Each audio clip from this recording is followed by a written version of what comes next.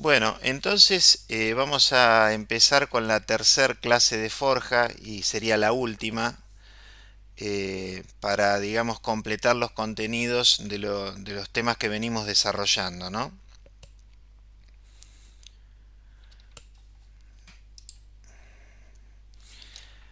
Bueno, ustedes recordarán que en la clase anterior nos habíamos estado refiriendo a las máquinas principales de forja. Y entonces, bueno, habíamos presentado el martillo. Habíamos hablado de la prensa de tornillo, que bueno, acá en Argentina se la suele llamar de fricción por la forma, el principio de funcionamiento que tienen y porque no hay prensas con servomotores. Entonces, bueno, todo el mundo acá les dice prensa de fricción, pero decíamos que la manera más apropiada de referirse a ella sería prensa de tornillo porque involucran tanto las prensas de fricción como las prensas que tienen servomotores, ¿no? Después también habíamos hablado de la prensa de cigüeñal, prensa de excéntrica, o que en nuestro país también, así en la jerga de los forjadores, le dicen prensas mecánicas, cuando en realidad todos son equipos mecánicos, ¿no? Pero bueno, es la manera que se refieren a estas prensas que tienen una carrera fija. Y por último habíamos hablado de la recalcadora, ¿no? Que es como una prensa de cigüeñal o una prensa excéntrica pero horizontal y que tenía esa cinemática un tanto, digamos, compleja, ¿no? Así que bueno, lo que vamos a desarrollar ahora en principio tiene que ver con la estimación del tamaño de la máquina a utilizar, ¿no? Es decir, nosotros tenemos una máquina en nuestra forja. Con esa máquina, ¿podemos forjar cualquier pieza? ¿Qué limitaciones tenemos? Bueno, evidentemente el análisis que vamos a hacer nosotros realmente es como muy elemental, ¿no? Pero bueno, nos va a dar algunas ideas, digamos, de para dónde rumbea la cosa. La realidad es que hoy por hoy, para trabajar de la manera más adecuada, uno debería disponer en la empresa, en las empresas, disponer de sistemas de computación, sistemas de simulación computacional, ¿no es cierto?, que permiten obtener resultados muy ajustados a los que se dan, bueno, en la práctica industrial, ¿no es cierto? Pero bueno, también nos vamos a referir a ese tema hacia el final de la clase. Por ejemplo, ¿no? Para determinar la fuerza de forjado en una prensa podemos utilizar una expresión como la que está presentada en esta transparencia, en donde la fuerza necesaria para forjar una pieza es igual o resulta de un factor de forma que es adimensional y que depende de la complejidad geométrica de la pieza. Ustedes recordarán que nosotros analizamos tres criterios de complejidad de forma, uno debido a un fabricante de prensas que era Esmeralda. Después vimos otro que correspondía a la Cámara del Forjado Argentina y un tercero correspondiente a un autor norteamericano que se llama Tylan Altan. Entonces, para determinar estimar la fuerza de forjado, tenemos tres factores. Un factor de forma adimensional, después tenemos el sigma F, que sería la resistencia a la deformación que opone el material, que va a depender del tipo de material y de la temperatura a la cual hagamos el proceso.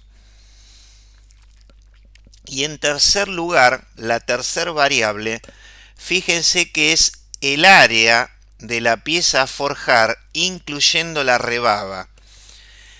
Nosotros vamos a ver que en la dirección de forja, que normalmente todas las máquinas, sacando la recalcadora, todas las máquinas trabajan en sentido vertical, nosotros podríamos, por ejemplo, determinar la existencia de un plano perpendicular a esa dirección vertical que tiene el equipo principal de forja, y en ese plano establecer cuál es la sección máxima que presenta la pieza a forjar, incluyendo el canal de rebaba, y esa sería la sección a considerar. Después entiendo que posiblemente se comprenda mejor esta idea, ¿no? Pero bueno, básicamente tenemos estos tres factores. El factor de forma, que depende de la complejidad geométrica de la pieza, la resistencia a la deformación y lo que sería el área proyectada de la pieza a forjar, incluyendo el canal de rebaba. ¿Me escuchan bien?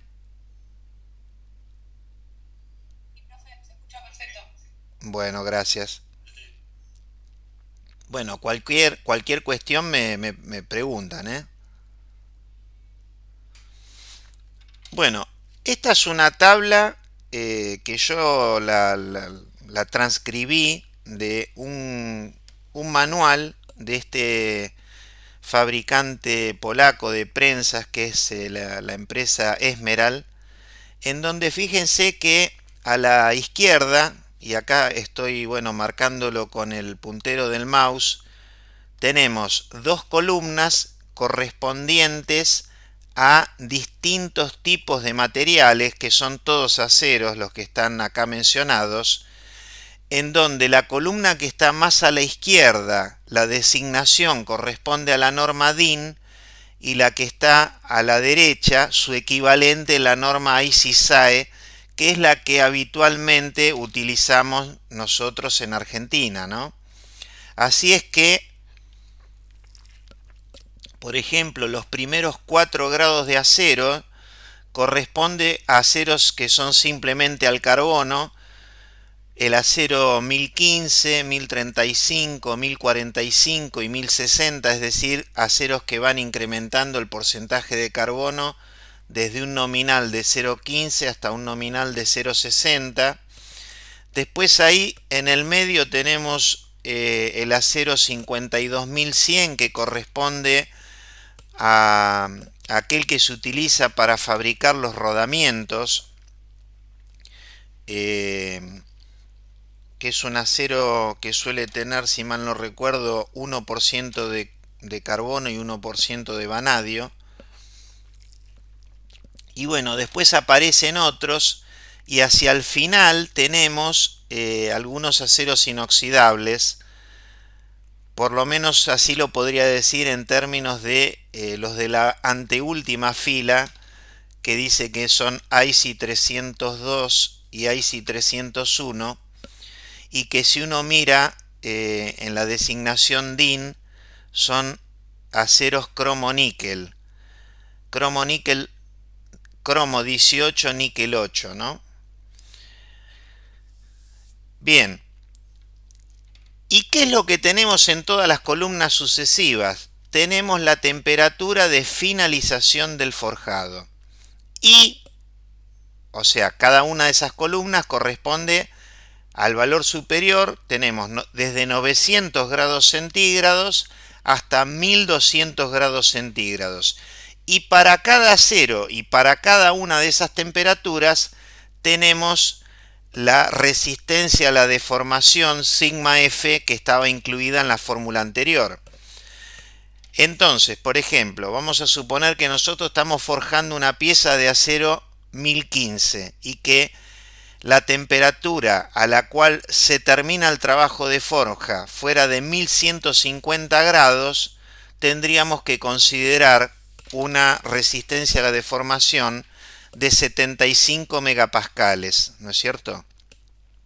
Y fíjense cómo, a medida que la temperatura de finalización de forjado va en aumento, va disminuyendo, perdón, cómo se va incrementando el valor de la resistencia a la deformación, tanto que para el mismo acero 1015 a 900 grados centígrados prácticamente la resistencia se duplica, pasa de 75 a 144 megapascales.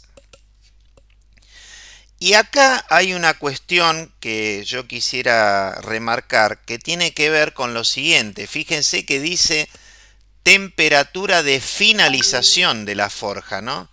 Es decir, acá nos están diciendo concretamente que nosotros lo que debemos tomar es la situación, digamos, ¿cómo llamarla? La más desventajosa, ¿no es cierto?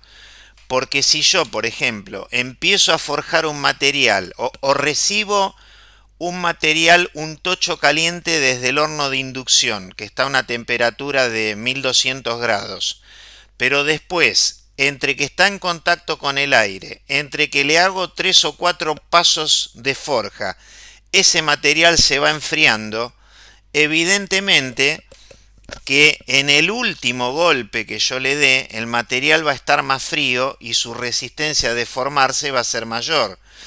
Entonces, seguramente, si nosotros tenemos un proceso de varios pasos,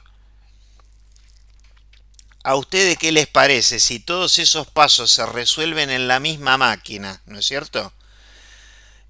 ¿Yo qué paso debería considerar para hacer la selección de la máquina? Si yo tengo, por ejemplo, tengo un aplastado, tengo un repartidor, tengo una preforma y un final. ¿A ustedes qué les parece? ¿Cuáles debería analizar yo para ver cuáles son los pasos o el paso que me condiciona la selección de la prensa? ¿Se entiende la pregunta? En la preforma, muy bien, porque nosotros habíamos dicho que lo que se busca es concentrar el mayor grado de cambio de forma del material en la cavidad de preforma, es decir, ahí se va a producir un cambio geométrico el más alto y por otro lado va a estar muy cerca de estar terminada la pieza, con lo cual la pieza, si bien no va a estar a la temperatura más baja de todo el proceso, va a estar cerca de esa temperatura más baja. Si todavía tuviéramos alguna duda, podríamos hacer la estimación también para el paso final, ¿no es cierto? En donde la pieza podría estar un poco más fría, ¿correcto? Y aparte, que seguramente no vamos a poder dejar de hacerlo en el paso final, porque como decíamos al principio en la fórmula, que íbamos a considerar el área, digamos, el mayor área que presenta la pieza en cada cavidad, considerando el área correspondiente al canal de rebaba. Y decíamos que canal de rebaba solamente nosotros vamos a tener en la cavidad final. Entonces, bueno, ahí habrá que ver cuál es la que genera la mayor solicitación sobre la prensa. Si la preforma con su gran cambio geométrico o si la cavidad final con ese incremento en la presión interna debido a la existencia del canal de rebaba y con el material un poco más frío y con el material disponiendo de todo el canal de rebaba y presentando un área mayor, ¿no? ¿Se entendió un poco la idea entonces? Lo que habría que hacer sería analizar esos dos pasos, ¿no? Si tuviéramos una herramienta de simulación computacional sería lo ideal hacerlo porque, bueno, lo podríamos ver con una gran precisión, ¿no? Bueno, y acá tenemos el factor adimensional, que fíjense, bueno, es la verdad que es algo muy abierto, porque dice, tenemos una columna que dice tipo de pieza, y tenemos otra columna en donde está dado el factor.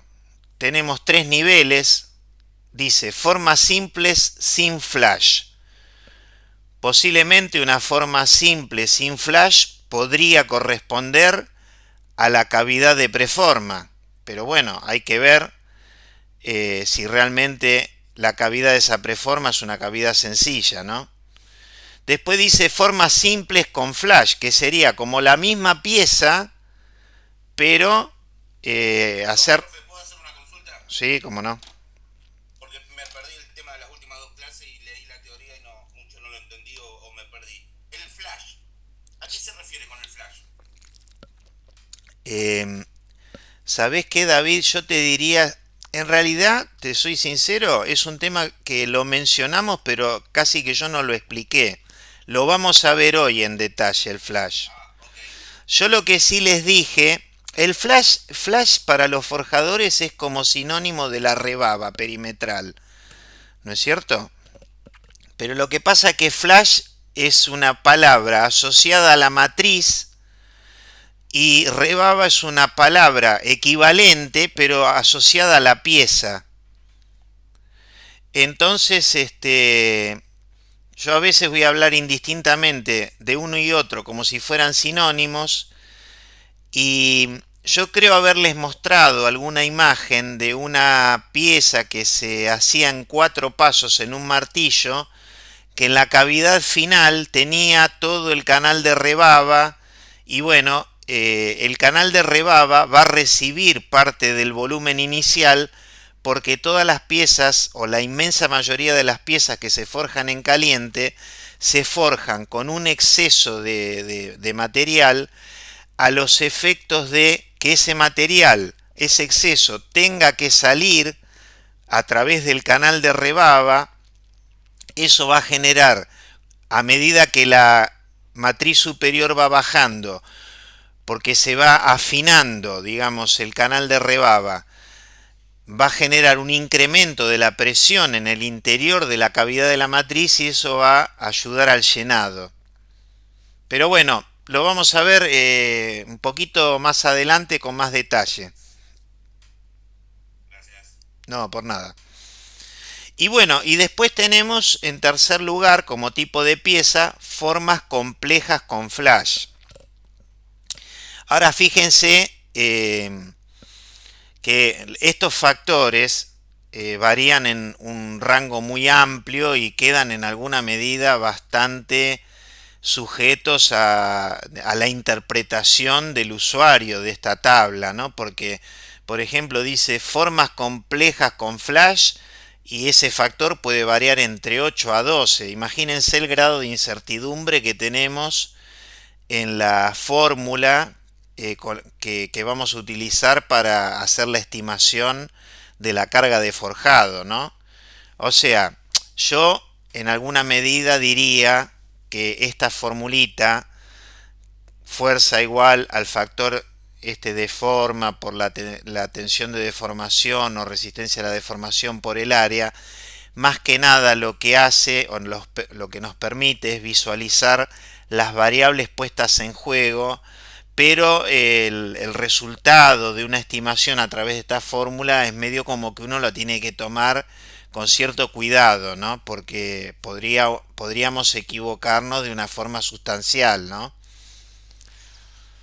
Quizás donde tengamos más precisión tiene que ver con la resistencia a la deformación en función de la temperatura, y quizás en el área máxima que presenta la pieza, en alguno de los pasos de forjado, eh, respecto, digamos, de la dirección vertical de forja, ¿no?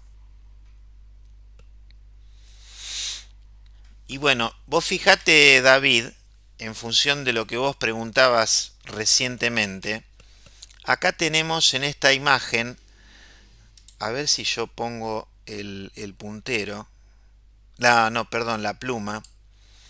Fíjense que esta que está acá arriba, que está dibujada un pedazo, ¿no? Porque bueno, esto sigue así.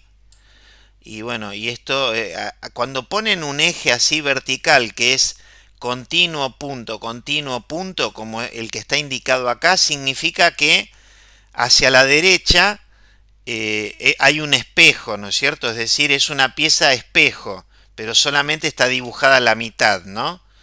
Entonces, la parte que yo dibujé arriba sería la matriz superior, que es la que va asociada al carro de la prensa, que es el que tiene el movimiento descendente o ascendente, según corresponda a que la matriz esté cerrando o abriendo, ¿no? Y Observen esta zona.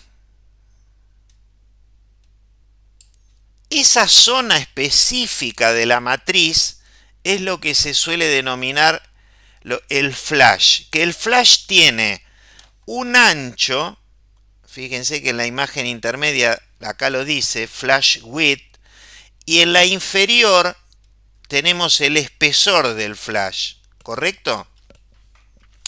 Entonces, ¿qué pasa? Este material que está acá adentro, que está rayado, es el material que la máquina está conformando, ¿correcto? A medida que la matriz va bajando, este es un proceso que es dinámico, ¿no es cierto? A medida que la matriz va bajando, y acá lo dice die motion, o sea, la matriz va bajando, por eso la flechita que va para abajo, lógicamente que el material que se está transformando va ocupando un mayor volumen en el interior de la cavidad de la matriz. Llega un punto que el proceso está diseñado para que en un determinado momento el material empieza a salir por lo que sería el flash. Y claro, ahí está muy restringido el flujo de material, y a medida que todavía el movimiento descendente de la matriz continúa, el espesor, el thickness del flash se hace cada vez más fino. Eso hace que la presión en el interior de la cavidad aumente y se logre el llenado de la matriz acá en la parte superior, cosa que acá todavía no se había alcanzado. Entonces, fíjense lo siguiente, acá a la derecha tenemos este gráfico que es de la carga que se está produciendo durante el proceso en función de la carrera de la matriz superior. Carrera se dice stroke en inglés. Y bueno, nosotros ¿qué podríamos decir? Que en el primer paso que estamos viendo acá en esta imagen, en la 1, básicamente lo que está ocurriendo es que se está haciendo un recalcado del material. Entonces,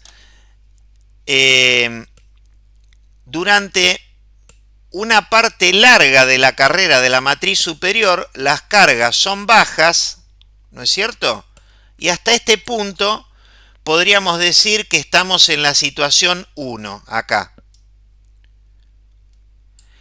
Ahora, en cuanto el material empieza a salir por el flash, la carga aumenta de manera exponencial y se llega al valor tope de la carga cuando, bueno, se completó la cavidad de la matriz y la carrera de la matriz superior alcanzó lo que sería el espesor de flash que fue diseñado. Entonces, todas las curvas de carga de load versus carrera o versus stroke en los procesos de forjado tienen este aspecto. Tienen una respuesta plana durante el 60-70% de la carrera y después tiene una respuesta muy vertical, es decir, un incremento muy alto de la carga, porque justamente el material comienza a salir a través de el canal de flash que se llama. ¿Se comprendió? Sí, sí. David, ¿ahora está un poco más claro? Sí. Ahora entiendo la parte del flash asociado a la matriz y ya venía entendiendo la parte asociada a la pieza. Correcto. Entonces, es como que vos, por ejemplo, suponete que vos tenés que forjar una pieza que pesa 1 kilo, ¿no? La pieza terminada pesa 1 kilo. La tenés que forjar en caliente porque es media compleja la forma. Entonces vos nunca vas a utilizar como material de partida un material que pese 1 kilo. Vas a utilizar un material que pesa 1300 gramos, 1350, 1400 gramos. Dependerá de la complejidad geométrica de la pieza. El exceso de material por encima de ese kilo es el material que va a salir por acá por el canal de flash y va a formar en todo el perímetro de la pieza forjada lo que se llama la rebaba, y que esa rebaba necesita ser cortada, porque no es parte de la pieza, sino que es un sobrante, necesita ser cortada en una operación que se denomina de rebabado y que está indicado acá arriba, digamos, en esta secuencia del proceso de forja, que bueno, todavía no hemos llegado, pero que vamos a analizar en la clase de hoy un poco más adelante. ¿Está bien? Y otra cosa que yo quería mencionar es que muchas veces, quizás me habrán escuchado decir indistintamente que yo hablo de carga necesaria para forjar una pieza, o a veces digo energía necesaria para forjar una pieza. Y bueno, la energía, fíjense, está dicho acá en esta frase, es el área bajo la curva, porque fíjense que podríamos llamarle trabajo si quieren, ¿no? Porque si nosotros tenemos una curva de fuerza versus carrera, ahí tenemos fuerza por carrera, tendríamos un trabajo, ¿no es cierto? O fuerza por distancia, lo que se ve en física 1, ¿no? Entonces, bueno, el área debajo de la curva de carga corresponde a la energía consumida en el proceso de forja. ¿Está bien?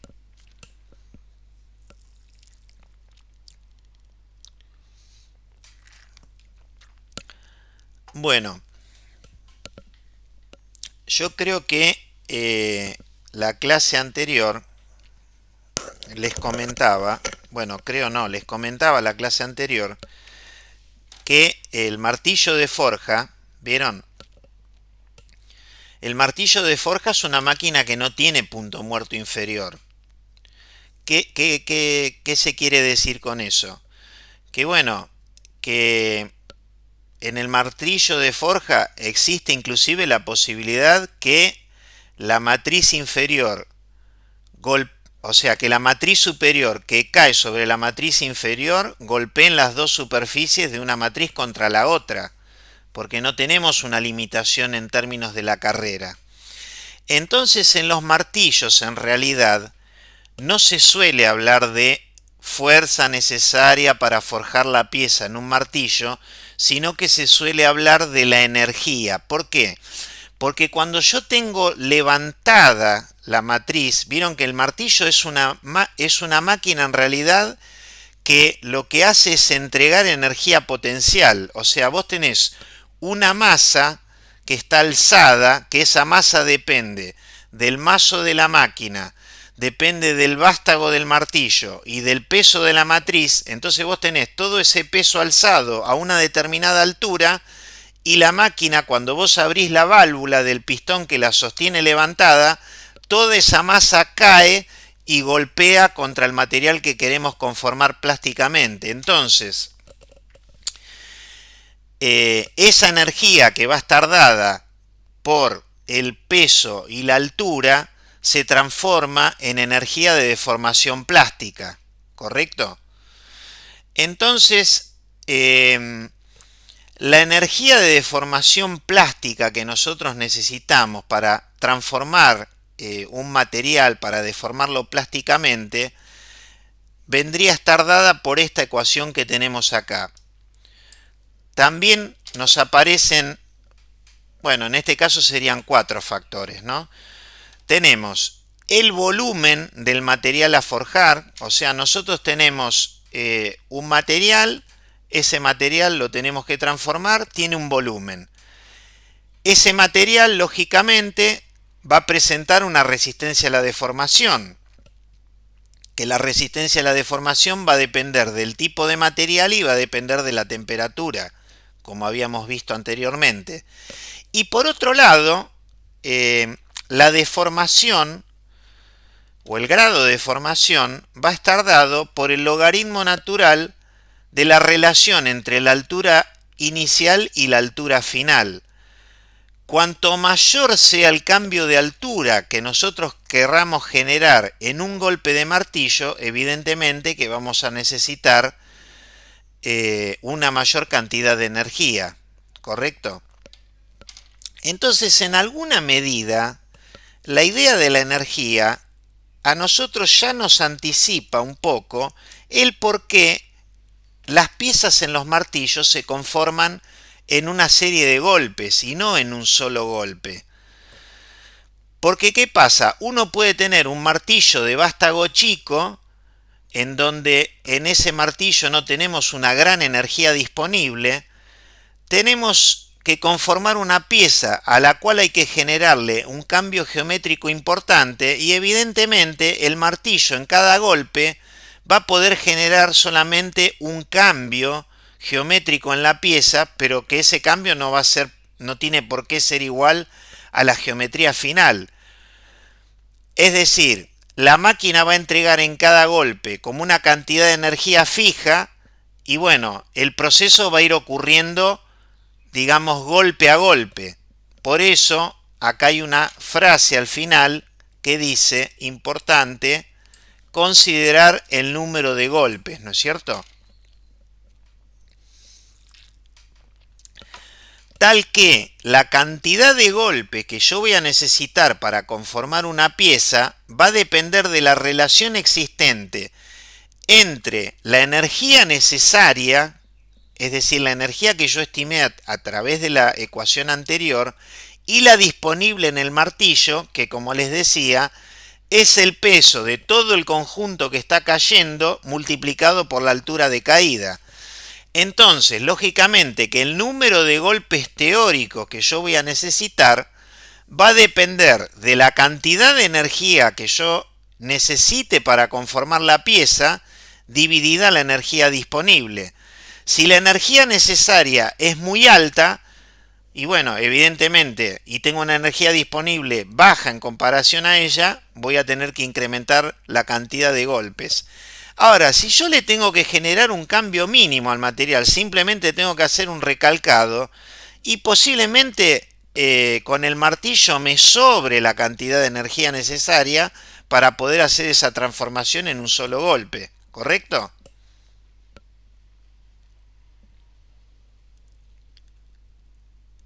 ¿Estamos de acuerdo en lo que es la diferencia de la estimación de la carga y la estimación de energía?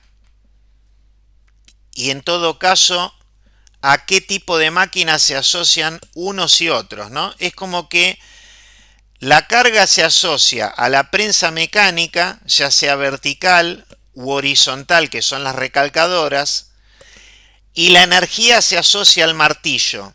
En cambio, con las máquinas, las de fricción, las prensas de fricción o prensas de tornillo, es como que uno encuentra que indistintamente los forjadores, inclusive la bibliografía, refieren a su selección en términos de la carga o en términos de la energía.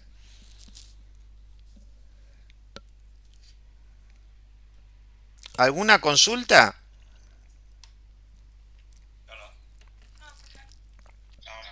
Bueno, gracias. Bueno, nosotros en realidad estuvimos viendo la clase anterior los distintos tipos de máquinas principales de forja, ¿no es cierto?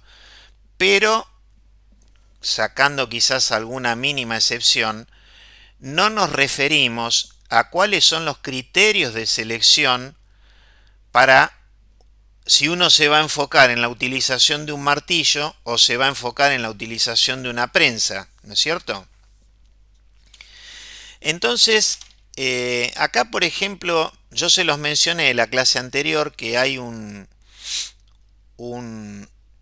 es un investigador en realidad, porque es una persona que toda su vida se dedicó a trabajar en el sector siderúrgico español, Jesús del Río.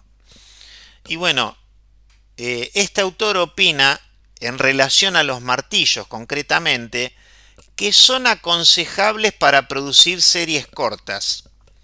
En cambio, que si tenemos que fabricar grandes cantidades de piezas iguales y en series largas, es mucho mejor utilizar las prensas mecánicas. Vieron que nosotros estuvimos viendo algunos videos la clase anterior. Habíamos visto, por ejemplo, el proceso de conformado de un cuerpo de válvula que estaba hecho en una prensa de excéntrica.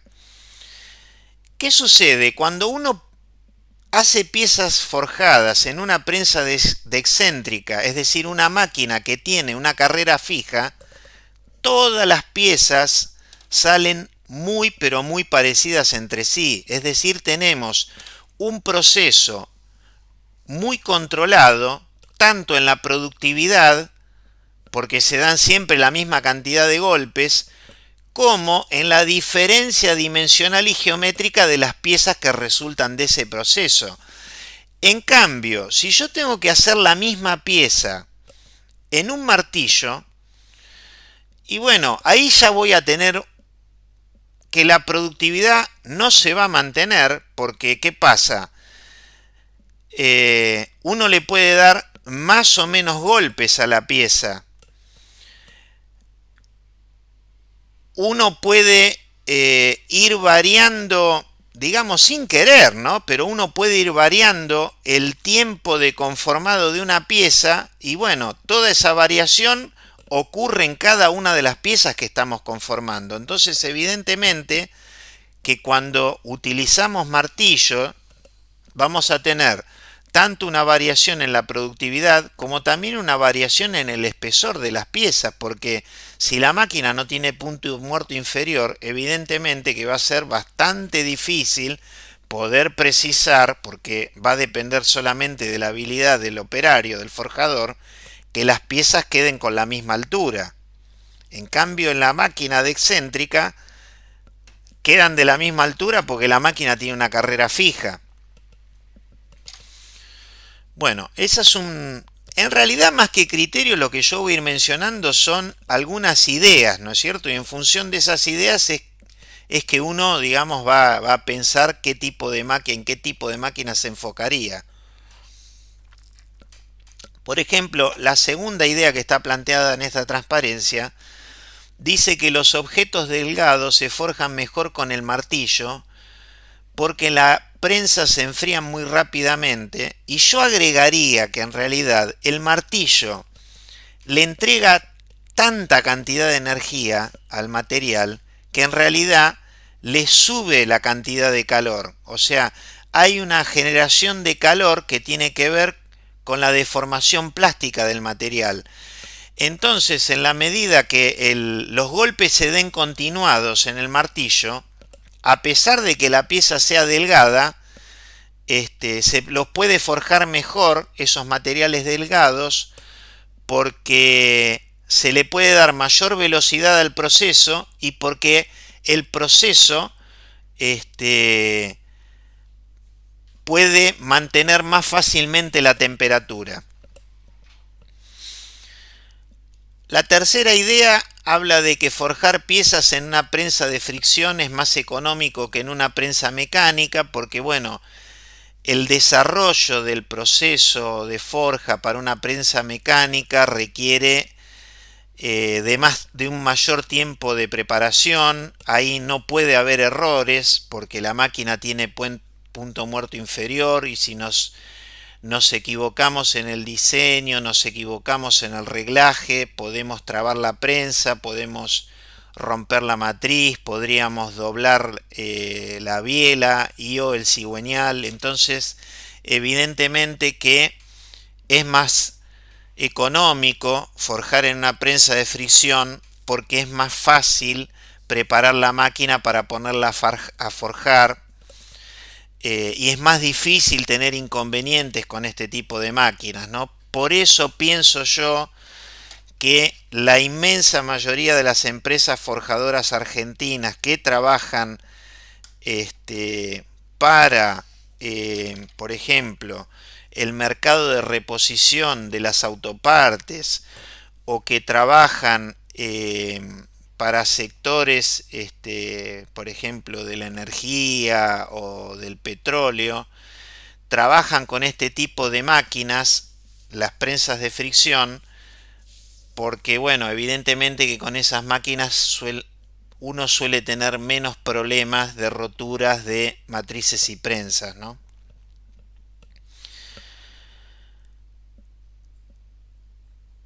Y bueno, como consecuencia de lo que venimos hablando es que al martillo normalmente se le asocian siempre equipos más económicos, por lo cual el proceso es siempre el menos preciso de todos los analizados. ¿Qué sería asociarle un equipo más económico? Por ejemplo, muy raro encontrar que asociado a un martillo haya un horno de inducción. Habitualmente lo que está asociado a un horno de martillo es un horno de gas. Porque como les decía, bueno, se trabajan bajas series. A veces, por ejemplo, en el martillo te quedó alguna pieza o más de una pieza que no llenó adecuadamente, entonces con el horno de gas tenés la posibilidad de volver a introducir el material parcialmente forjado dentro del horno, volver a calentarlo y darle algún golpe más para completar el proceso de manera más adecuada.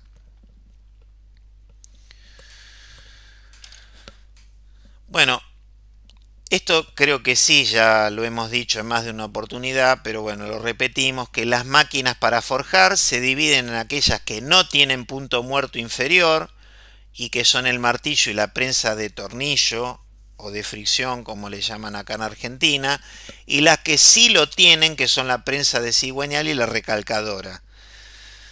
En las primeras, es decir, en las prensas que no tienen punto muerto inferior, si la fuerza o energía necesaria para conformar una pieza es mayor que la disponible en la máquina, tendremos que dar más de un golpe, ¿no es cierto? Porque, de nuevo, no tienen punto muerto inferior. En cambio, en la segunda, la única opción que tenemos es seleccionar una prensa de mayor capacidad. No nos queda otra posibilidad. Si nosotros para conformar una pieza necesitamos 1000 toneladas y la prensa que tenemos en nuestra forja es de 750 toneladas y no la vamos a poder hacer. Evidentemente que no la vamos a poder hacer si tenemos una prensa mecánica. Ahora, si tenemos una prensa de fricción, ahí vamos a tener una mayor flexibilidad porque será cuestión de darle más de un golpe.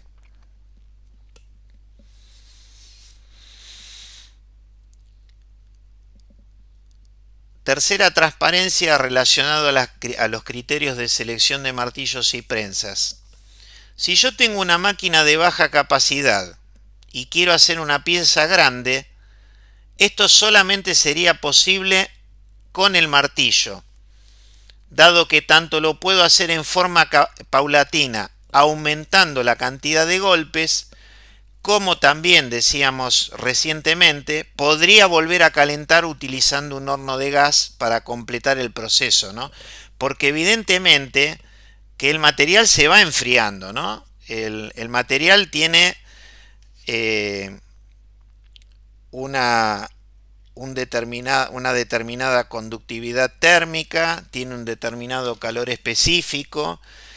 El material, lógicamente, que está en contacto con la temperatura ambiente, entonces bueno, está intercambiando calor, se está enfriando durante el proceso y bueno, a veces puede pasar esta situación que comentábamos, ¿no?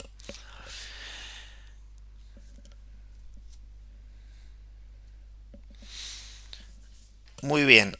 Entonces, bueno, como les decía en algún momento, más que criterios, en realidad son algunos conceptos, algunas ideas de cómo uno debería enfocarse o qué cuestiones uno debería tener en cuenta o analizar al momento de seleccionar una máquina principal de forja, ¿no?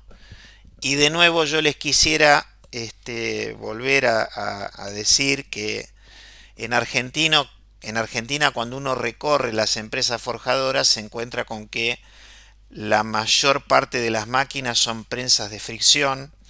La prensa de fricción tiene la ventaja de ser una máquina que no tiene punto muerto inferior, entonces uno posiblemente perdiendo un poco de productividad puede tener una máquina de un tamaño no tan exagerado y en todo caso para hacer una pieza que requiere una mayor carga o una mayor energía repite un golpe, pero tiene la capacidad de hacerla, ¿no es cierto? En cambio, con las máquinas de excéntrica es como que uno está restringido, ¿no? Uno puede hacer piezas hasta la capacidad que tiene la máquina, si no ya habría que escalarse a una máquina de un tamaño mayor. Pero lógicamente que estos equipos tienen valores asociados tan pero tan altos que normalmente, lógicamente, que las empresas van a apuntar más a máquinas flexibles que les permitan trabajar, como es el caso, digamos, de la Argentina, piezas de formas variadas y series de medianas a chicas, y bueno, eso lo van a poder resolver convenientemente con estas prensas de fricción, ¿no? Bueno, ahora vamos a referirnos a los defectos de las piezas forjadas, ¿no? Por ejemplo, un primer tipo de defecto podría ser de penetración incompleta de la forja. La penetración incompleta, ¿con qué tiene que ver? Con lo que, bueno, nosotros hablamos durante la primera unidad que tenía que ver con teoría de plasticidad, en donde hablábamos de la necesidad que la penetración de la deformación plástica alcanzase el centro, ¿no es cierto? Pero bueno, eso ya nosotros vimos que va a depender de cómo esté diseñado el proceso en sí, de cómo sea el material de partida. Y bueno, eso no en todos los casos se puede alcanzar. Evidentemente que a mayor tamaño de pieza, este tipo de defecto es más habitual y es un tipo de defecto que se expone a través o que se puede visualizar a través de realizar una macrografía, ¿no?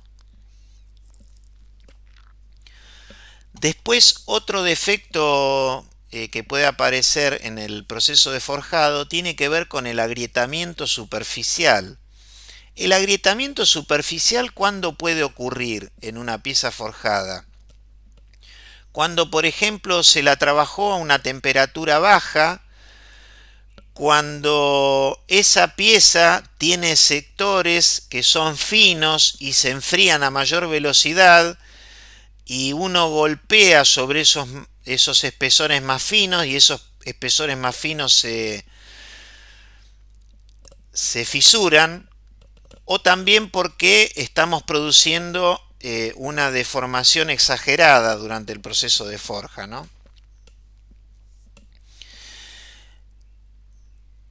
Cuando yo les mostré imágenes de procesos completos de piezas forjadas en la primer clase, habíamos visto el segundo ejemplo en donde se producía una fisura en la rebaba y acá concretamente en esta transparencia en el tercer punteo dice que cuando una fisura alcanza el flash y pasa la pieza, evidentemente que ahí vamos a tener un defecto por forjado, ¿no?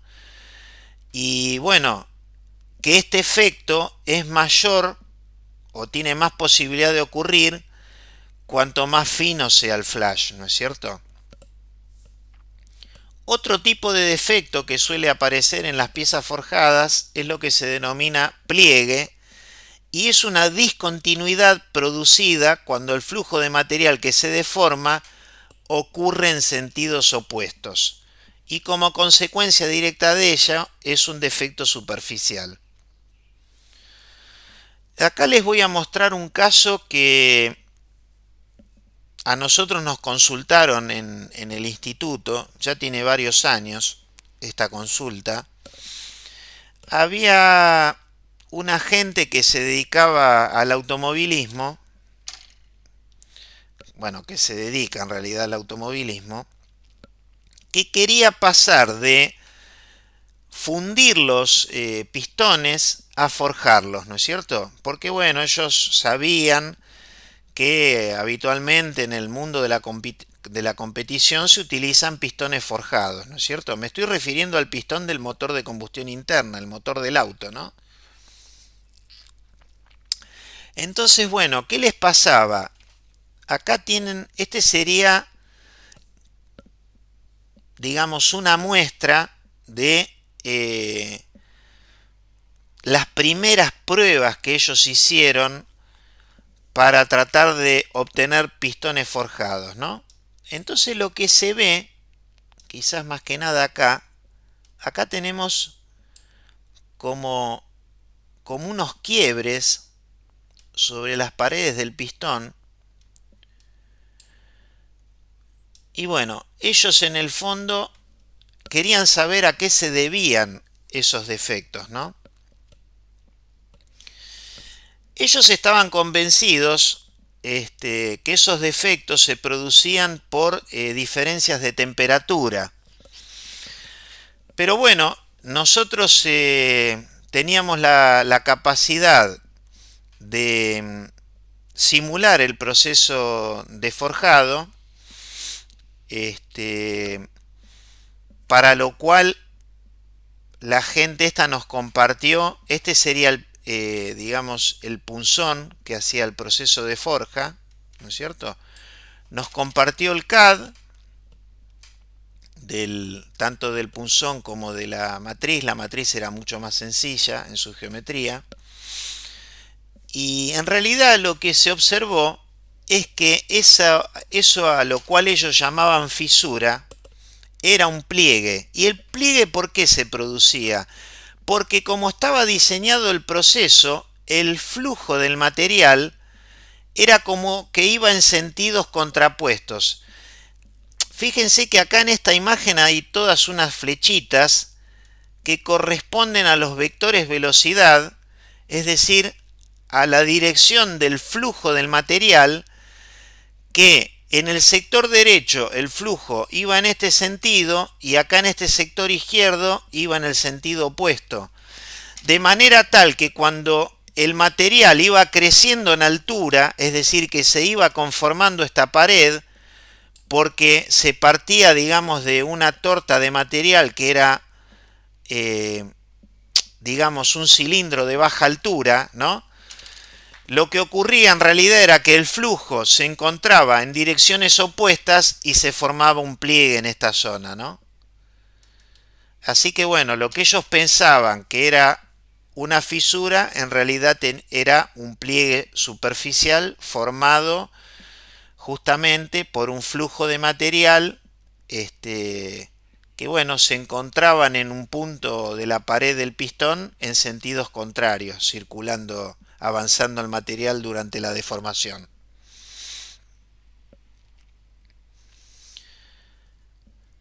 Bueno, acá por ejemplo hay una macrografía de una bola de molino. Esta bola de molino, si mal no recuerdo, creo que esta bola es de 125 milímetros de diámetro, de 5 pulgadas. Y bueno, acá un poco se ve cómo esta bola en realidad fue forjada así, ¿no? Acá se ven un poco las líneas de las inclusiones. Y acá, si ustedes ven internamente, hay como unas fisuras, ¿no? Porque claro, cuando yo el material lo comprimo en esta dirección, esto imagínense que, ven que acá se ve que esto no es una perfecta esfera, sino que acá tiene unas superficies planas. ¿Por qué? Porque para hacer esta bola se partió de un cilindro, que se lo comprimió, y entonces bueno, cuando lo comprimimos, evidentemente sufre una expansión así en sentido lateral, e internamente en el centro se generan frente a esas tensiones de tracción se generan esas fisuras internas, ¿no?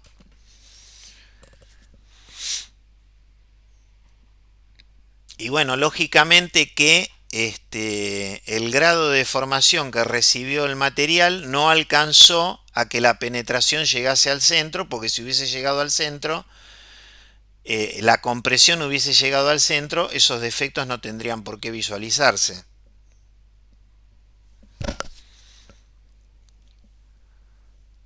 Bueno, ¿qué otros defectos podemos tener? Podemos tener, por ejemplo, marcas superficiales, podemos tener faltas de llenado, podemos tener desplazamientos o excentricidades y presencia de huellas o cavidades. Ahora lo vamos a ver con ejemplos a través de imágenes, ¿no es cierto?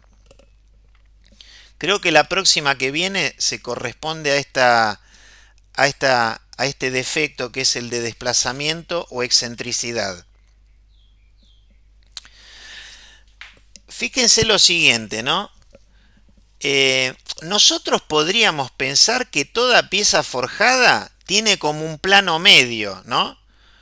¿Por qué? Porque la mitad del volumen de la pieza lo conforma la matriz superior y la otra mitad la conforma la matriz inferior. ¿Estamos de acuerdo con eso?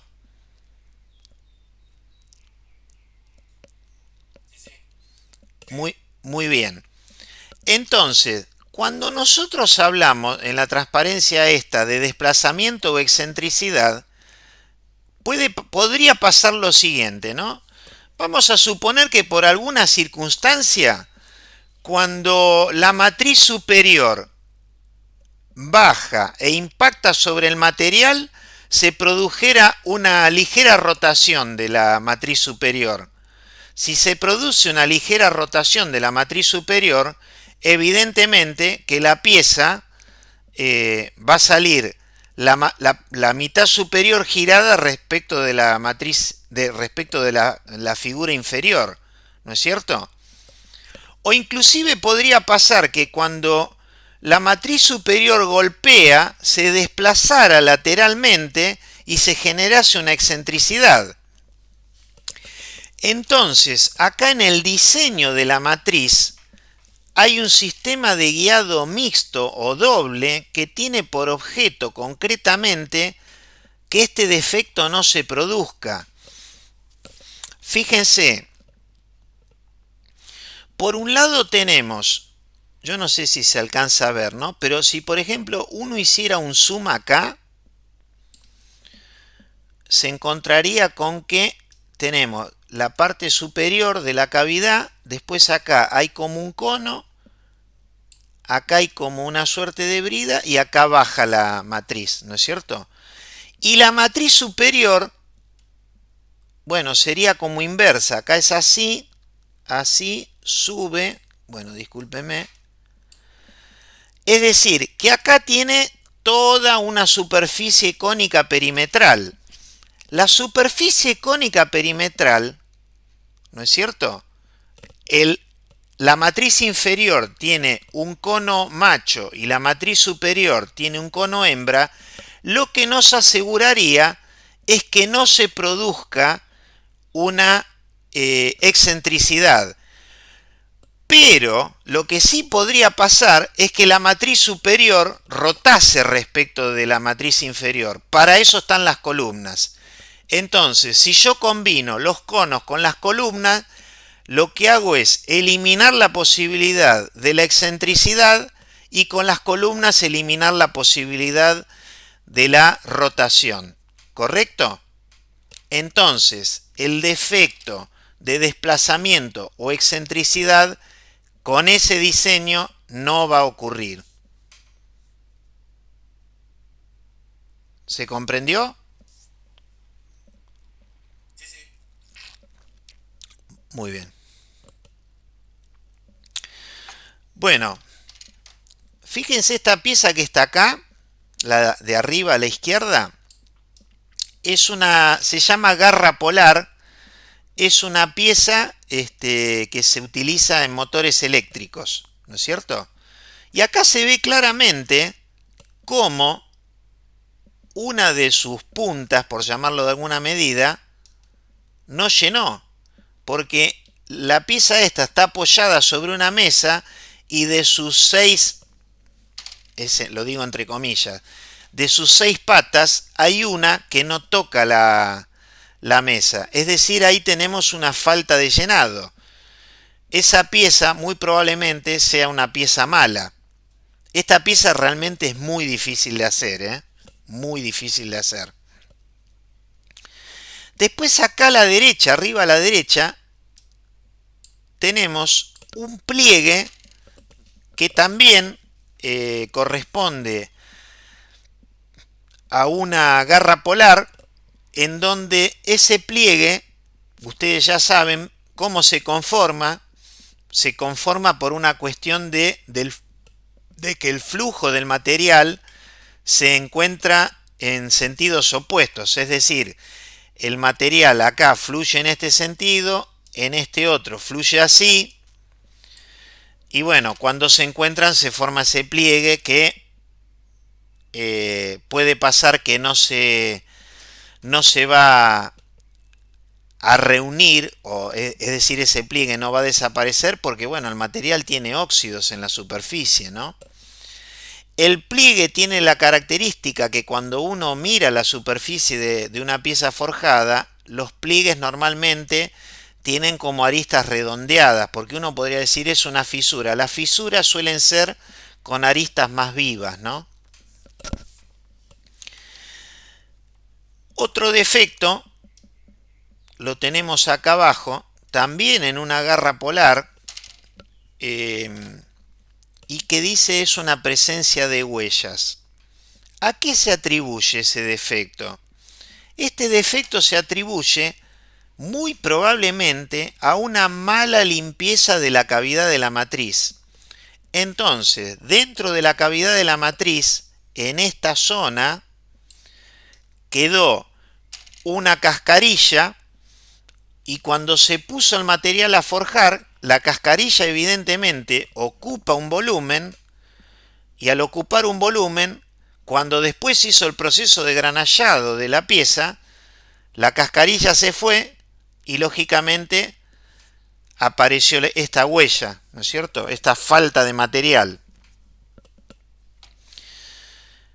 Bueno, y en este caso, el último, la imagen de abajo a la derecha, no se observa tan bien, pero esta pieza presenta acá todo un defecto longitudinal que bueno, sí corresponde a una fisura. Y bueno, acá según los especialistas en forja, los expertos en forja, corresponden concretamente, o sea, ese defecto en esa pieza apareció porque el defecto ya estaba presente en el material de partida con el cual se forjó esta pieza. Por eso yo creo que les comenté en algún momento que los materiales que compran los forjadores se denominan aptoforja y que no significa que tengan una composición química diferente, un proceso de fabricación diferente, sino que, por ejemplo, en el caso de Asindar tiene una planta específicamente donde recibe el material laminado de la acería y las barras se revisan superficialmente una por una para ver que no tengan defectos. Si tienen algún defecto superficial, se le hace un amolado local y bueno, y finalmente si la barra está correcta, se extiende sobre esa barra un certificado de apto forja y esos materiales son los que se comercializan a las empresas forjadoras, ¿no?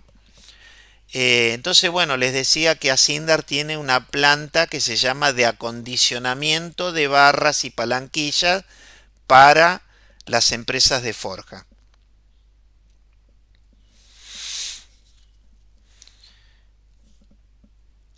Vamos a introducirnos ahora en el proceso de rebabado, que el proceso de rebabado lo tenemos indicado acá como en una suerte de cuarto paso, ¿no? Corte 1, calentamiento 2, forja 3, rebabado 4. El proceso de rebabado tiene por finalidad recortar la rebaba perimetral en las piezas forjadas en caliente para, bueno, ya separar lo que sería la pieza de la rebaba, y que la pieza ya quede, digamos, prácticamente a disposición del usuario final, a menos del proceso de granallado, ¿no? Los procesos de rebabado se realizan en prensas mecánicas, prensas que son de excéntrica, prensas que son de cigüeñal, pero a diferencia de las que se utilizan para forjar, que tienen estructura en O, los balancines, así se lo llama, tienen estructura en C. O sea, fíjense que esta máquina tiene una estructura en C. Es decir, es una máquina con una estructura abierta en la cual tenemos accesibilidad desde este lado, desde este costado y desde el frente de la máquina, ¿no? En cambio, en las que son en O solamente tenemos acceso del frente y de la parte de atrás.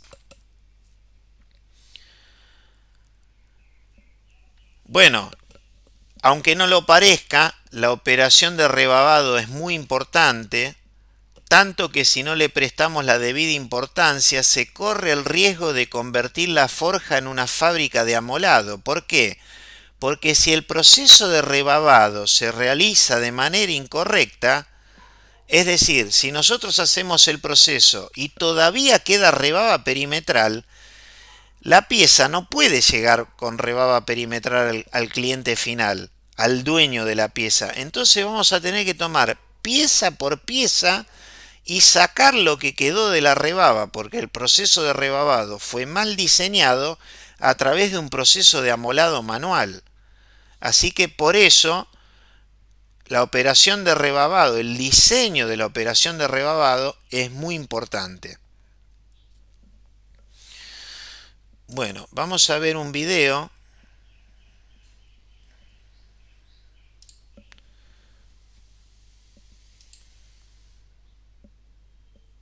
Ahí tenemos un martillo.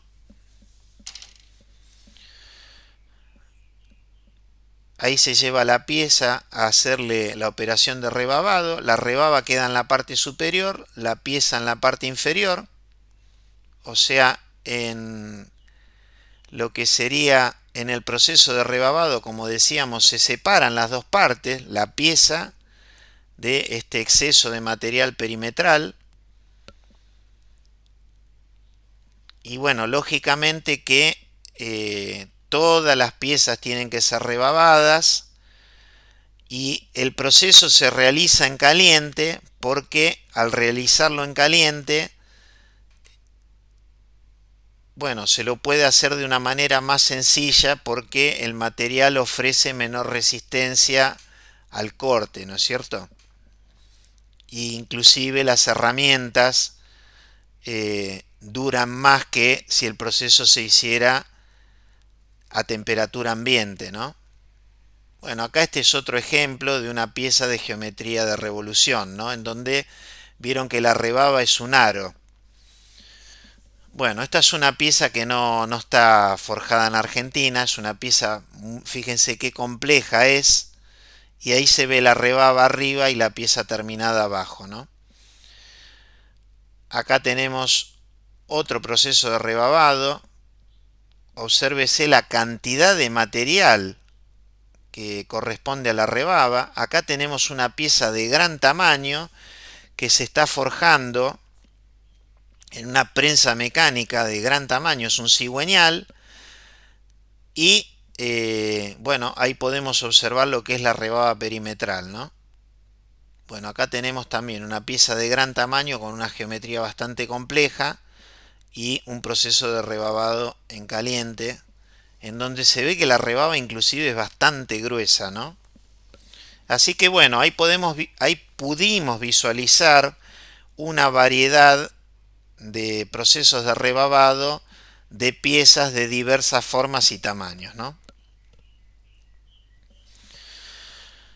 Bueno, ¿cuáles pueden ser los defectos de rebabado? Y, por ejemplo, podríamos posicionar mal la pieza en la matriz y evidentemente que si la posicionamos mal, el proceso va a ocurrir de mala forma. A veces nos puede pasar que tenemos una pieza simétrica y la pieza, el diseño del proceso de rebabado se hace en función de cómo es o de dónde está ubicado el flash. Entonces no da lo mismo que la pieza simétrica yo la ponga para arriba o para abajo. Para tratar de eliminar esa dificultad es que normalmente las piezas simétricas suelen llevar una marca testigo que, bueno, la produce esa marca el propio proceso de forjado, es decir, con la propia matriz de forja, de manera tal que el operario pueda visualizar esa marca testigo y de esa manera ubicar siempre la pieza de manera conveniente en la matriz. Por ejemplo, con esa marca siempre mirando hacia arriba, por ejemplo, ¿no? Entonces este defecto de pieza simétrica no va a ocurrir.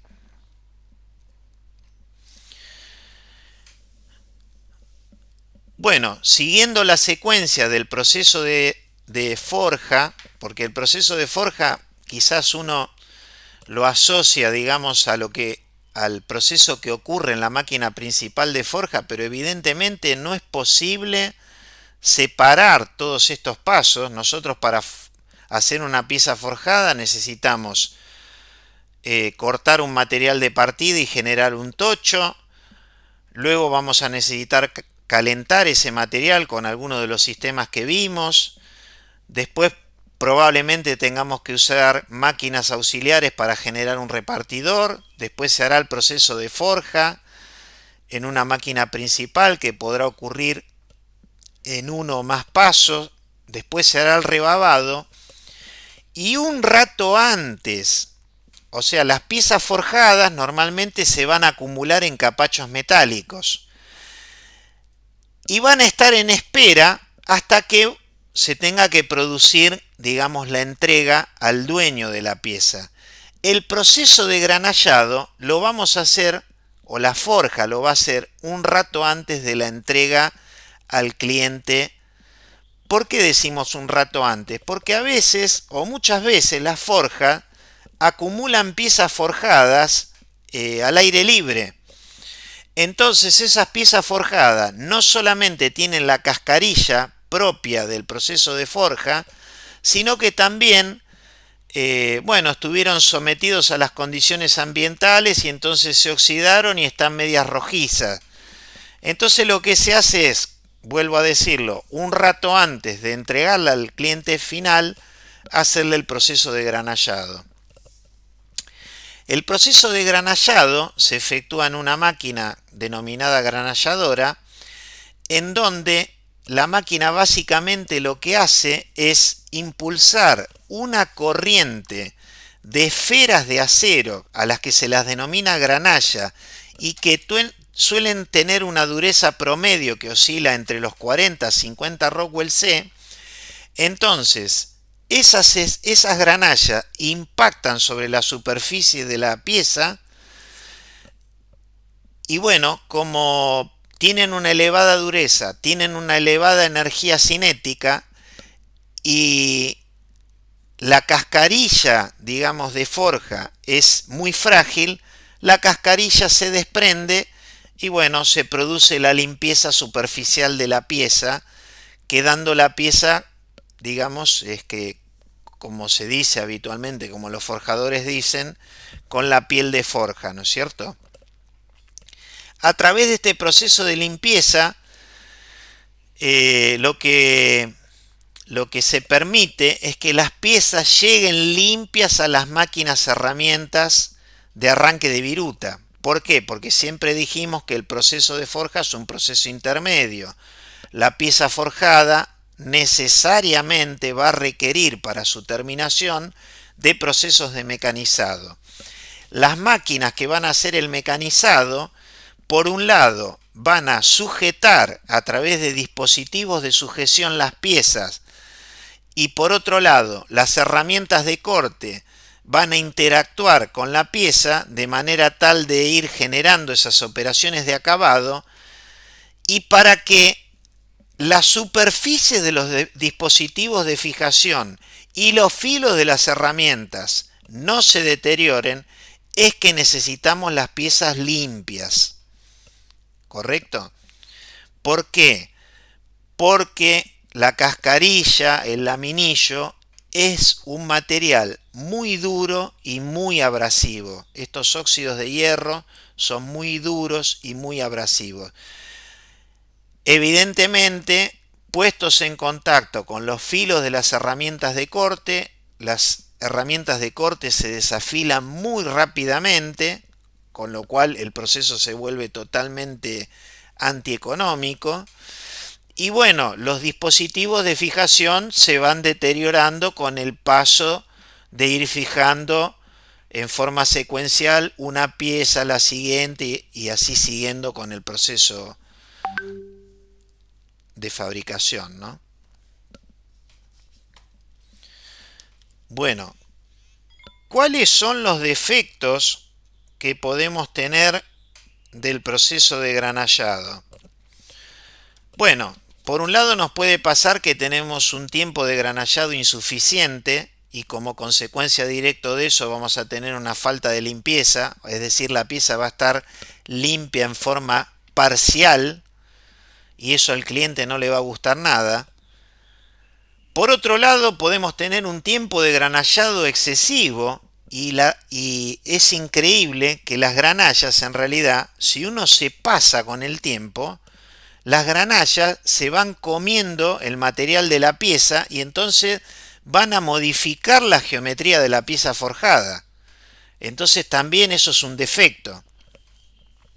Y la otra cosa que suele suceder es que las piezas se golpean en las máquinas, digamos, de granallado y por eso es que los tambores de las máquinas granalladoras se recubren con caucho para poder minimizar estos golpes, ¿no?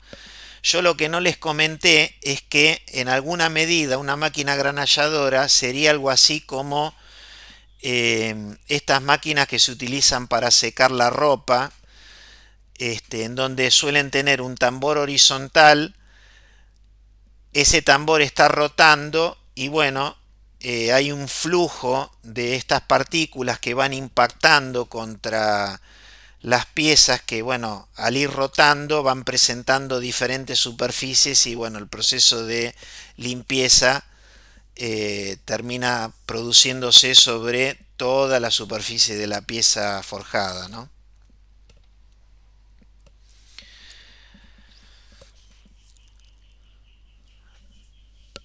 Entonces, en alguna medida, hasta ahí nosotros habríamos completado todos los pasos, por lo menos los más comunes que se utilizan para producir piezas forjadas en caliente. Es decir, el proceso de corte para generar el tocho, que después lo vamos a calentar en el proceso de calentamiento, que después le vamos a dar forma en una máquina auxiliar para generar un repartidor en el caso que el proceso de forja lo requiera en función de la geometría de la pieza. Después ese proceso, ese repartidor pasará a la máquina principal de forja.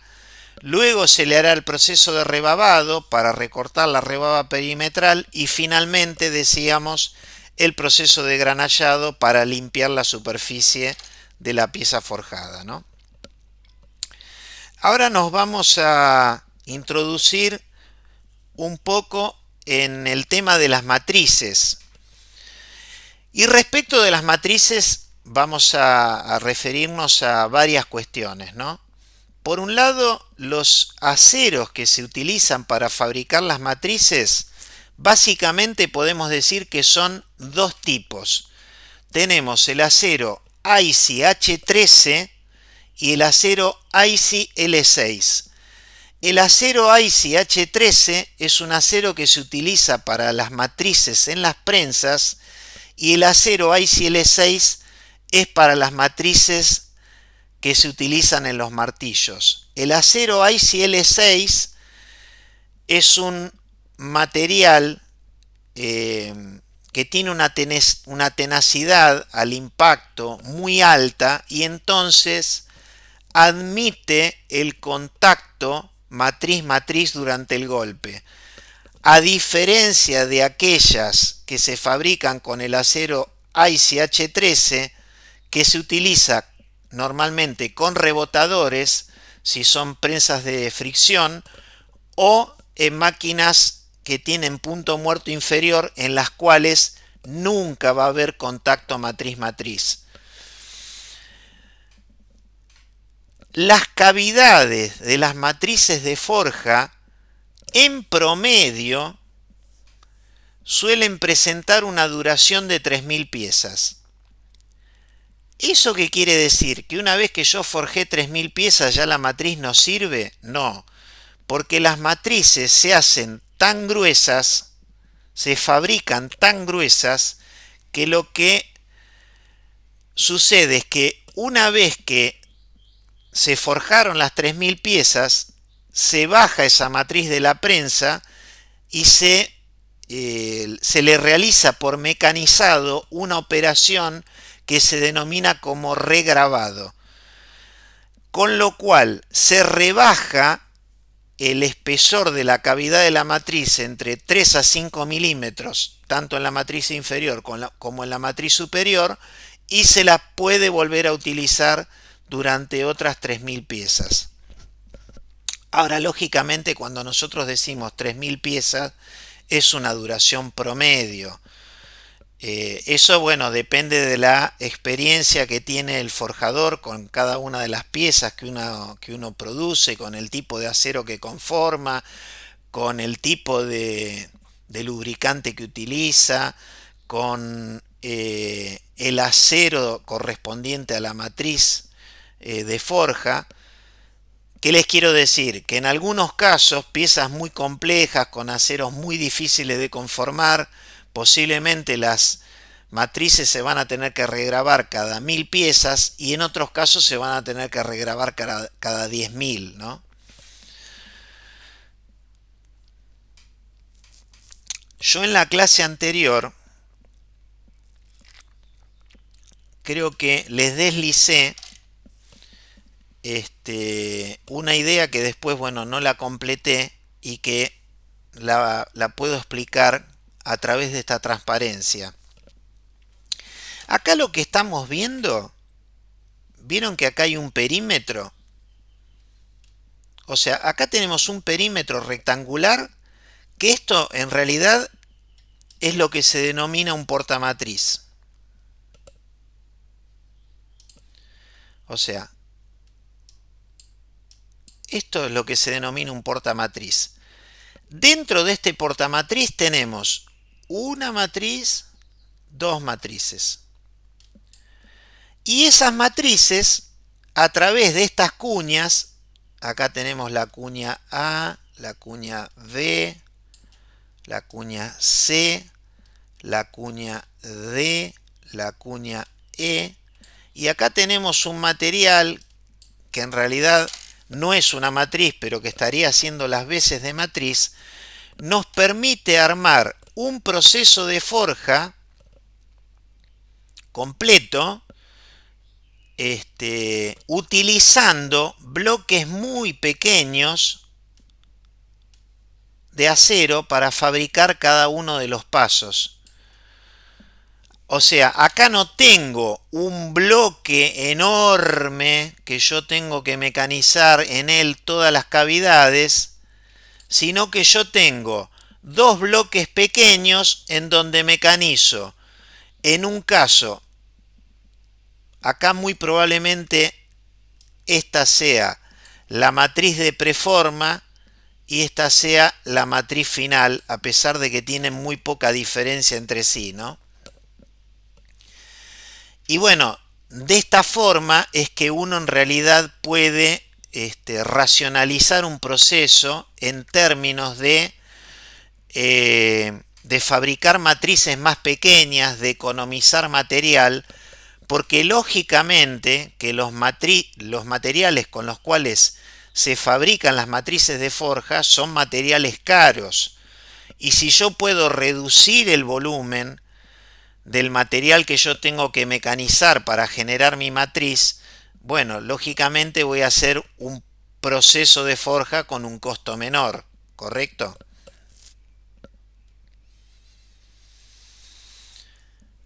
Otra idea en relación a las matrices tiene que ver con el tema del precalentamiento de las matrices. Todas las matrices de forja que se utilizan para los procesos de forjado en caliente las voy a tener que precalentar. ¿Por qué las tengo que precalentar? Bueno, las dos razones principales es para reducir el salto térmico. ¿Qué quiero decir? Yo tengo el material que estoy conformando plásticamente, que por decir un valor se encuentra a 1100 grados centígrados, ¿no es cierto? Si la matriz sobre la cual yo apoyo el material a forjar y lo forjo en el interior de esa matriz está a temperatura ambiente, el intercambio térmico entre un material que está a 1100 grados centígrados y una matriz que está a 20 grados centígrados va a ser, la tasa de disipación va a ser más alta que si yo tengo el material a 1100 grados y la matriz a 250 grados centígrados, ¿correcto? Por otro lado, es importante el tema del precalentamiento de la matriz porque el precalentamiento de la matriz ayuda a que la matriz no se fracture. O sea, si uno se pone a conversar con un forjador que estuvo toda la vida trabajando en una forja, les podría contar algunos ejemplos de casos en los cuales por algún olvido, algún error, lo que fuere, se olvidaron de precalentar una matriz y en 2 o 3 golpes la matriz se fracturó. Imagínense los dolores de cabeza que eso puede ocasionar, porque ya les digo que las matrices de forja no es que valen 2.000 pesos, ¿no? Son elementos de producción que tienen costos muy altos. Entonces, tenemos que precalentar matrices para reducir el salto térmico y reducir la velocidad de disipación de pérdida de temperatura del material que estamos conformando. Precalentamos para que las matrices no se fracturen. Precalentamos también para facilitar el flujo del material. ¿Eso qué quiere decir? El material cuanto más caliente está, es como que tiene una mayor facilidad para desplazarse lateralmente y ocupar todo el volumen de la cavidad de la matriz. Por eso decimos que el mantener el material a alta temperatura también facilita el flujo del material dentro del interior de la cavidad de la matriz.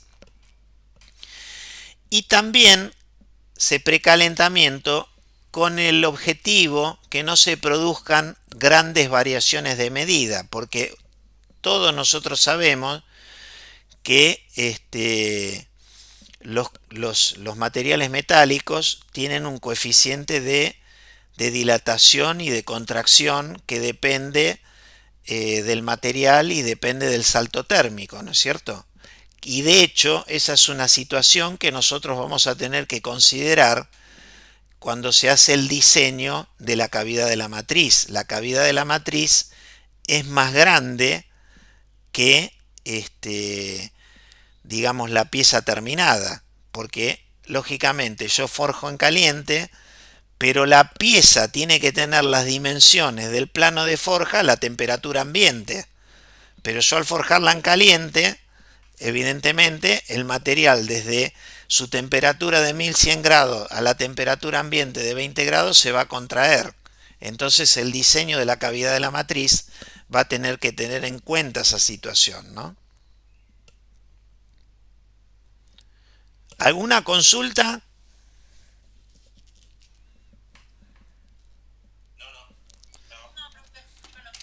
Bueno. ¿Cuáles son los métodos que se utilizan para precalentar matrices? En la clase anterior vimos una imagen en donde se trataba de una forja, perdón, se trataba de una prensa de fricción en donde estaban precalentando las matrices con material caliente, es decir, precalentaron tochos de material en el horno, los apoyaron sobre la matriz inferior, acercaron la matriz superior y la apoyaron contra el material y bueno, la dejan un determinado tiempo y de esa manera precalientan tanto la matriz inferior como la matriz superior. Evidentemente no es un proceso, digamos, muy controlado, ¿no? También se suele utilizar mucho los mecheros de gas. Es decir, sería como un mechero de una cocina, adaptado lógicamente al tamaño de la matriz, que se apoya sobre la matriz inferior. Ese mechero tiene salida de, digamos, de flujo de llama, digamos, tanto hacia la matriz inferior como hacia la matriz superior. Y bueno, ese sería un método. Normalmente las temperaturas que deberían alcanzar las superficies de las matrices deberían encontrarse entre los 200 a los 250 grados centígrados. ¿Por qué? Si nos pasamos de temperatura, lo que va a ocurrir, normalmente tanto el acero L6 como el H13 tienen temperaturas de revenido que están alrededor de los 400 grados, por ahí. Es decir, que si yo me excedo de temperatura, lo que va a empezar a pasar es que la matriz se va a reblandecer en su superficie, y si se va a reblandecer se va a deformar.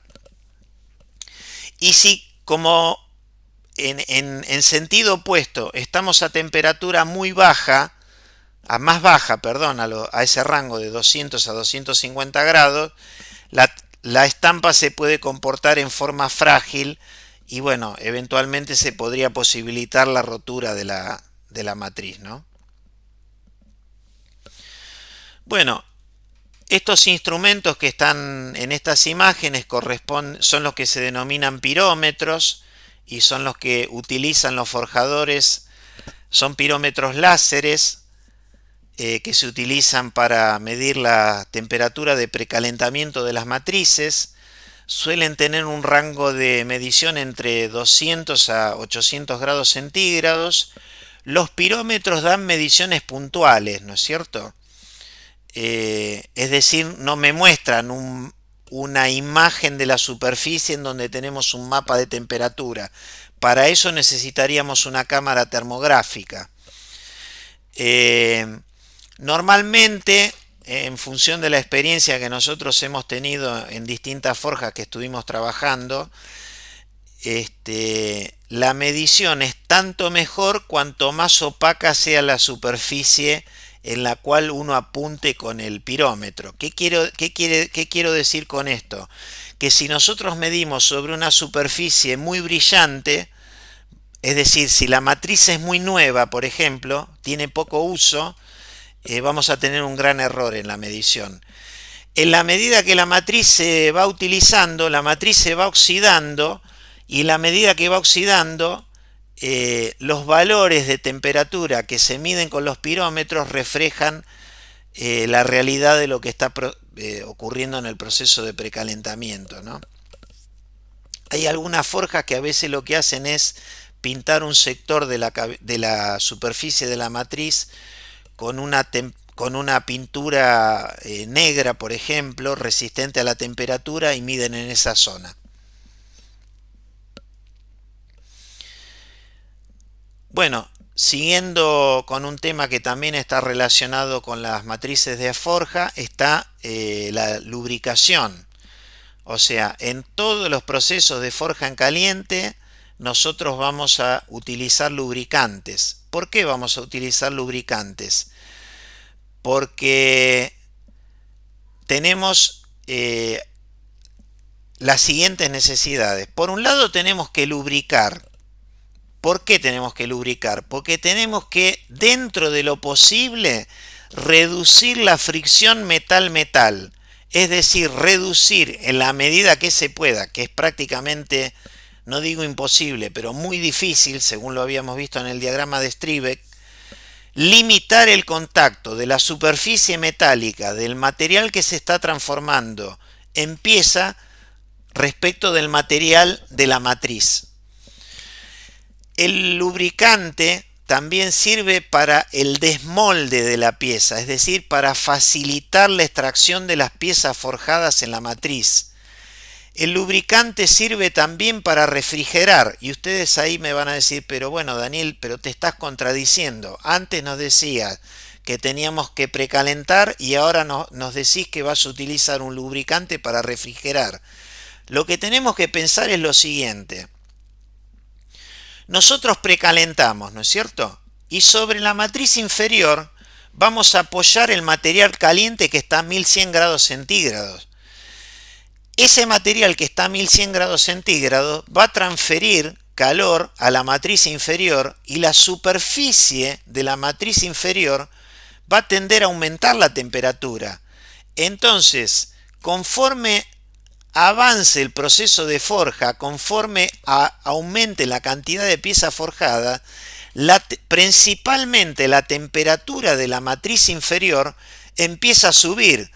Por eso, a través del lubricante, que el lubricante suele ser una mezcla de grafito o un grafito diluido en agua, que suele ser el más eficaz de todos, el agua hace las veces de medio de transporte, pero también el agua sirve a los efectos de retirar calor de la superficie de la matriz y entonces bajar la temperatura y llevarla a ese rango de 200 a 250 grados.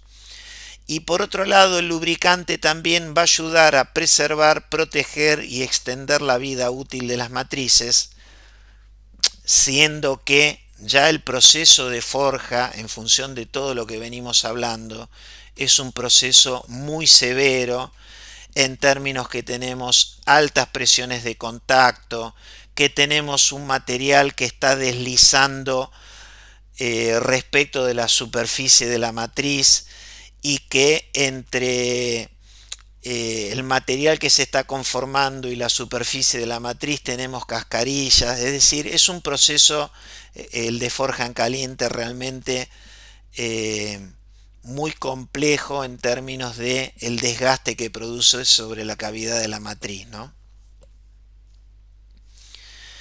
Acá tenemos una secuencia del proceso de forja, ¿no? Entonces, acá por ejemplo tenemos matriz inferior, sobre la matriz inferior ponemos, en inglés se dice al tocho, se le dice billet, ¿no? Ponemos el billet, que bueno, en función del acero podrá estar calentado entre 1000 a 1250 grados. En el paso siguiente se hace el proceso de forja, es decir, la máquina principal de forja hace descender la matriz superior y se conforma la pieza. Luego se abre la cavidad superior, el forjador retira la pieza y después que retira la pieza, lo que va a hacer es, primero, a través de un pico, va a producir en forma simultánea, va a tirar aire en la cavidad superior y en la cavidad inferior a los efectos de remover la cascarilla, y a posteriori y a partir de, digamos, en el mismo proceso, va a enviar un chorro de lubricante tanto a la matriz inferior como a la matriz superior, y bueno, y así va a suceder se va a reproducir el proceso, ¿no? O sea, esto va circulando en este sentido, ¿no? Yo me olvidé de mencionar que acá se produjo lógicamente la extracción de la parte forjada.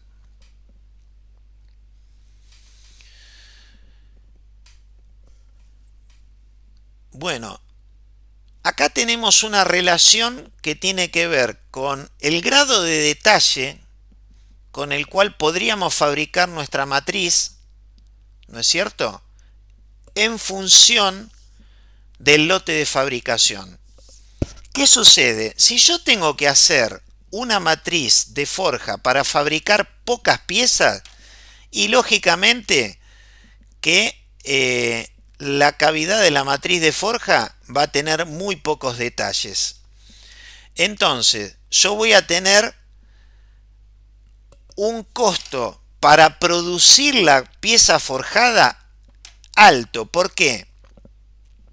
Porque a la pieza forjada, para llevarla a la forma final, le voy a tener que meter mucho mecanizado. Porque yo voy a tener que transformar esta forma con muy poco detalle a esta forma con tanto grado de detalle, teniendo que sacar mucho material, que es este material que está indicado acá con estas líneas, con este rayado que está muy próximo a las líneas entre sí, ¿no? Ahora, si yo tengo un lote de cantidad media, evidentemente yo podría ya producir una pieza forjada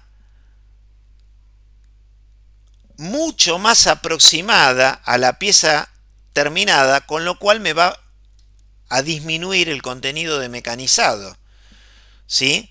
Ahora, me va a aumentar lógicamente el costo del herramental, porque me va a ser más caro fabricar la matriz. Como voy a utilizar menos material, me va a salir menor la cantidad de materia prima, y a medida que todavía siga aumentando el lote de fabricación hacia una cantidad más alta de piezas iguales, evidentemente que yo voy a poder tomarme un mayor detalle en la fabricación de la matriz para obtener una pieza forjada muy pero muy próxima a la forma de la pieza terminada, y entonces a la pieza terminada le voy a tener que aplicar muy poco mecanizado, voy a utilizar el material muy justo, y lógicamente que fabricar el herramental, fabricar la matriz me va a llevar más tiempo, y como consecuencia directa de ello voy a tener una incidencia en el costo de producción de la pieza forjada desde el punto de vista del herramental más alto.